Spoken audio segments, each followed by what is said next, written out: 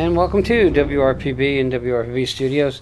You know, I love food, I love real estate, and I love animals. And you know, my philosophy has always been, when it came to animals, we have to rescue them. We just don't need to go to breeders. There's so many amazing animals that are out there. But what happens is, what we don't see is what happens behind the scenes, where animals get hurt, they're in trauma, they're in crisis, and there are these people that have a heart of gold to make sure that these animals that are wildlife per se get a safe place to be, to recoup, so that they can get back to the way they should be living life and not trapped in somebody's house or whatever. With me is Winnie Burns from Creature Safe Space. Yes, thank you for inviting me. Oh, you're welcome. So you and your husband are the founders? Yes. Okay, so what on God's green earth made you decide to go this direction? I've always had a way with animals. I'm not a whisperer. Okay. I was in the medical field as a technician, so I kind of like the medical end of it. I just have a need to want to see an animal run free. But you're talking about animals that are not domesticated. You're talking about wildlife. Like, a lot of people would be scared to take on a raccoon or a fox. Is it like kind of frightening because they're already hurt, and they're not like people where they don't know that you're really trying to help them, do they? They don't have a clue that you're trying to help them, and they, even at their last breath, want to act like they're 100% so that you think that they're okay. So you have to go in there with that idea, and also you get hurt a lot before you smarten up and decide get a technique, and everybody needs their own technique. To get along with the animals? Yes. Okay, so you vary in the animals that you bring on. Do you treat them different? Like, is a raccoon treated different than a falcon that might be brought in with a broken wing? Or do you treat them the same, meaning you have to be careful with every animal? Yes. Obviously. But there are some animals that, a good example is, you don't treat, okay, like a panther the same way you would treat a deer. No. Right? No. Everything's different. Okay. Everything's different. But to become knowledgeable in each animal, and also to know that there are people that have specialties. If I got a panther in, it would be going to a panther expert. I get certain animals that I'm well known that I take care of. What are your favorites? Foxes, deer. I have 11 deer right now, babies under 4 pounds. Oh, wow. Yes. Sandhill cranes. Get sandhill cranes from all over the state. Why? Why do you get so many in crisis? There's so many reasons out there. A lot of times they're orphaned. Good people with good intentions will sometimes make bad decisions with wildlife. But that's why we have an open phone number, and we want people to call us, and sometimes we can save them together. I have the knowledge, I have a lifetime of knowledge, and I have the place. But it's that person that goes out and saves that animal. They not only save its life, they drive it to the middle of nowhere, and they trust me. And so with that idea, it's I'm just a fly on the wall. It takes a neighborhood to save an animal, and there will be 20 people at my gate today.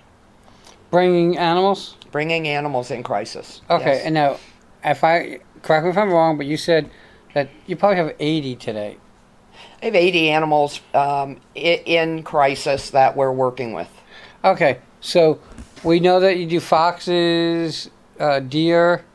What else? Otter. Otter? Oh, cool. A lot of otter. Really? Yes. You'd be surprised. Right, because that there's so many out there in trouble, but they're crossing the roads. And we don't even see them. Yeah, I get their babies. But I'm sent them from other sanctuaries, too. Okay. Somebody will say, wow, there's an otter. Let's send that down to Winnie Burns. That's because we're set up for it. We have the otter pond, things like that. That's got to be so cool. Well, last year our otters trained one of the big sucata tortoises. They're like gigantic tortoises. Trained one of them to get up against the ledge of the enclosure and jumped up on the turtle and went over into our pond where we grow all of our food and raided the pond. I said, it's time for you to go. So you just have to be in tune with it. You have to watch that animal's reactions to things. And we were talking about, I don't think people understand, like, they'll go, oh, stupid animal. But there are some of these wildlife animals that are really pretty amazing. Like I said, I had a raccoon. They're super inquisitive, intelligent, and have the wherewithal to open anything. Yes. Okay? And they are, what I've learned is they're really pack animals. I had a friend who had a ferret in a cage that was in his patio, and his mom lived with him, and she saw a raccoon out there, so she fed it. And the next day she fed it again, and 2 days later there was 7 of them, and then all of a sudden she went out in her patio, and they pulled the ferret out of the cage, and the next day there were 300 of them, because we were going. Well, that one said to the other, "Hey guys, this way, there's food this way." Very, very smart. The other animal that I had, because I had a raccoon, and I bottle fed it, whatever, and then we let it free because that's where it belongs. I had a pig.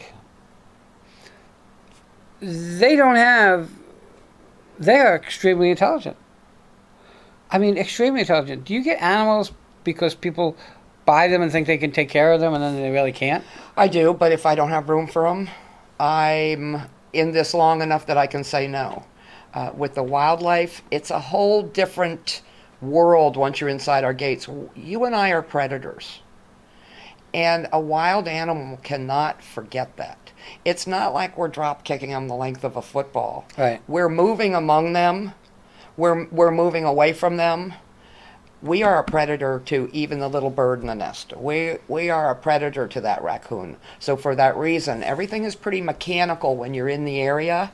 Of course, we want to brag on great saves and hey, look at that little sweetie, he's going to make it. And your heart just drops when you see something run to the woods. But at all times, instead of it, anybody can read a book and do what I do. But the idea is to make it an art form. By making it an art form, you take it to a different level. We grow 2/3 of our food. How easy is that in Florida when that's what they eat is the stuff that grows in Florida? Don't bring me a squirrel with a walnut. They don't grow here. Bring me a squirrel with a wild hickory nut. Okay. Or a beautyberry bush. That's where we are with that. We try to keep everything on our compound area, which is 5 acres. Every area grows food for what that animal eats. Interesting. Yeah, it is interesting because I never thought it would compound like this, but it makes life easier because now we take our feed bill down 2/3. Yeah, but you also, the animal is now not searching for this fake food that doesn't exist. Right. It's searching for food that it normally eats that he can find. Exactly. Otherwise it will probably starve. Exactly. So when they leave our place, when they leave Creature Safe Place, that animal is going to find what it's eating in the woods. Okay. Or wherever it's flying to. You have 5 acres. Yes. What abuts you around you? A couple of really awesome neighbors. Okay. And then my husband and I have 5 acres that we live on in back of the sanctuary because it started in our yard. And we were fortunate enough that somebody said, I like what you're doing. Let's carry this on to another level. Let me give you some money to buy some property. I said, we can't put it in our yard. People will think we're embezzling. Let's buy the property across the street. So we brought the property across the street and we put it in Creature Safe Place's name. So it belongs to you. It belongs to your children's children. It's just right now, while we're still able, my husband and I will build it. We hope that our grandchildren take it over, which is the plan. And is it your plan or the grandchildren's plan? Well, our grandchildren are older now. Okay. So they're seeing the reality of where they grew up. You know, when you grow up with animals, it's no big deal to you. I have had a horse since the day I was born because I grew up on a racetrack. I raced trotters until I was 30. And, you know, I can't imagine living in a condo. I can't even imagine it. I can't imagine. I live in a treehouse. You know, and my husband built it 30 years ago. Wow. And we look down from there and we see the animals. So we see the whole compound. So are the grandkids looking forward to this industry and being? I think the older they get, the more they do. Okay. But what's awesome is the great-grandchildren. I'm stating my age here now. The great-grandchildren are really into it. I can't even get my daughter to make me a grandfather. Oh gosh, I got a great-grandchild that loves turtles so much. She'd take them into bed with her if she could. Yeah. I'm guessing turtles are one of the animals that you rescue. We rescue just about everything. And if like I'll give an example. Say I get an eagle. Okay. I get an eagle. I'll call down to like Bush Wildlife or Treasure Coast Wildlife. I say, you got room for an eagle? And they'll usually say, yeah, Winnie, what's going on? Will you stabilize it? So we're not rushing a dead animal to them. So we'll stabilize it for a couple of days, and I'll call back and I'll say, this eagle's making it. Can it come to you? And they'll say, sure it can. Can we send a baby deer down to you? Oh, and wow. we help each other out. We have such a beautiful network. We're not like not all cat and dog places are like this, but we're not there to make money. We're not in competition. There is so much wildlife out there. The overload since Okeechobee Wildlife closed is overwhelming. And all 3 or 4 wildlife centers, we have Crystal's Critters to the north, Palm Bay, and then 2 or 3 down south. We're all taking on that load for 3 more counties that have just decided. I had to look for a place to put a bird this morning. Wow. Now, my second wife who passed away was an animal lover. And we've rescued a number of animals. And we used to, because of what I'm in, did marketing for Palm Beach Zoo.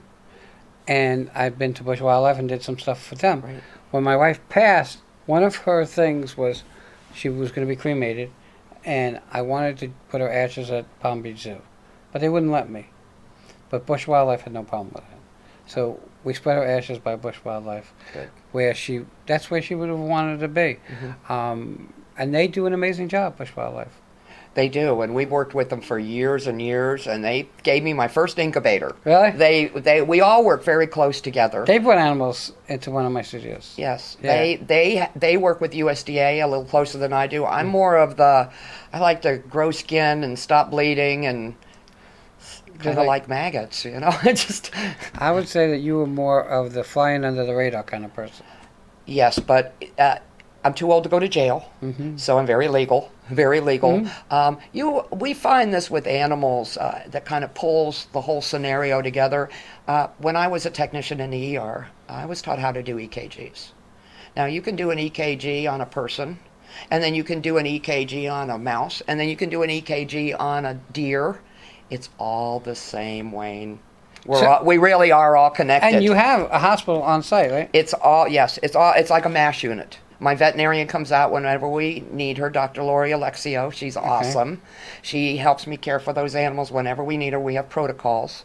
But the heartbeats are just faster or slower. It's all the same. And the first time I ever thought of that, it was like an epiphany. What did I think they were? Smiley faces? It was at that moment that I realized, wow, we really are all connected. So everything with a heartbeat is us.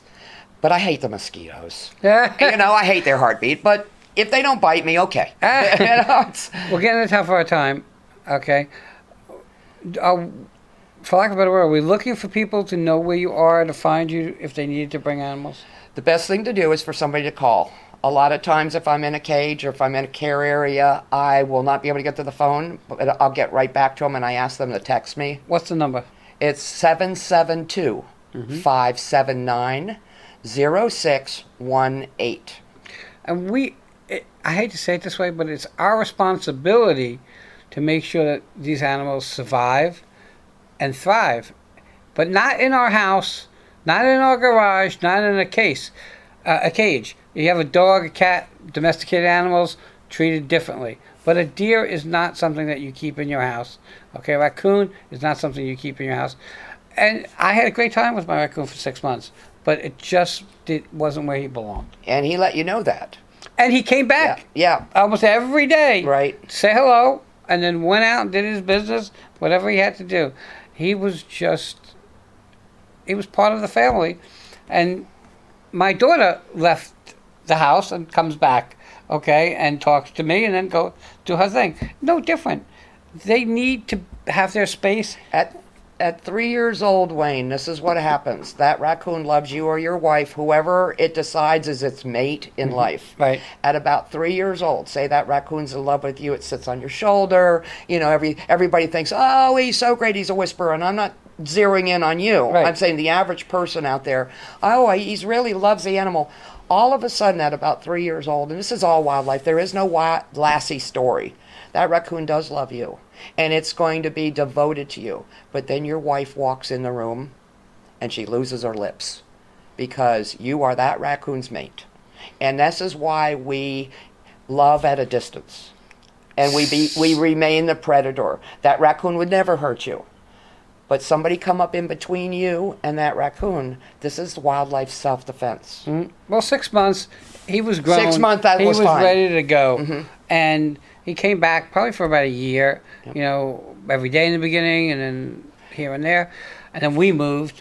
But They stay with their mothers about a year. Raccoon are one of the few animals that do that. They stay a long time with their mothers. he was able to do what he needed to do. What's tough of our time, I want to thank you for coming on. Thank you was so a much pleasure. for inviting me. Everybody check them out, Creature Safe Space, and we'll be right back.